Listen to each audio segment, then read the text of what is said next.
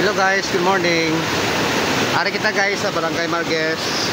It's holiday today guys, kaya lagaw-lagaw pag may time. Namin lang guys maglagaw dire kung mga subong sining panahon nga mainit. Kay bugnaw kayo ang nagaagos na tubig dire sa sapa guys oh. So pwede kita makapaligo dire guys no. Mag river trekking. Kalimpyo sa tubig kag pwede maligo. Ayan. Gusto kaya tubig guys oh, sa dalagpo sa mga bato nga ara sa kilid. Wow. Namin nasa busay guys.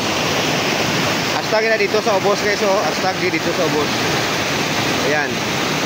Karon guys, masaka kita dito sa lapit sa Ogistic. Makatulong kita gyapon dito sa sapa. Guys, dito sa Barangay Marquez, Esperanza, Sultan Kudarat. Damo kita sa options nga pwede katuan diri guys ng kalingawan, paliguan. Doon na pwede kita diri guys sa river trekking diri, no, sa sapa nga ni. Subayan natin yung sapa guys, mag-enjoy ka mo sa pagsubay sa dalagpo ng sapa. And then pwede ka mo makapaligo. And may hot and cold spring diri sa Barangay Marquez. Ginapanag-iyahan sang aton nga LGU Esperanza Sultan Kudarat.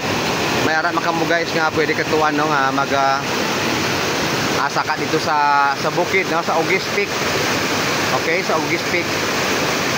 Okay nga pwede niyo saka dapat magsaka kamo dito aga pa para nga ara ang clouds guys no sa idalom ninyo. Yan.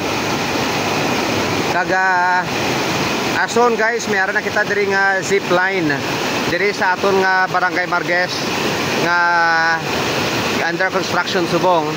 Kaga gusto ni Mayor nga malipay gid ang taga Esperanza no sa Tangudarat. Maraming salamat Mayor Junjun sa paghatag sa mga kalingawang nga subong sini.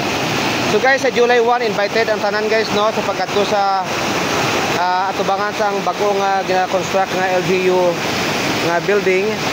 I-open dito guys no, i-open na ang aton nga dancing musical fountain. So invited ang tanan sa pagkadto guys.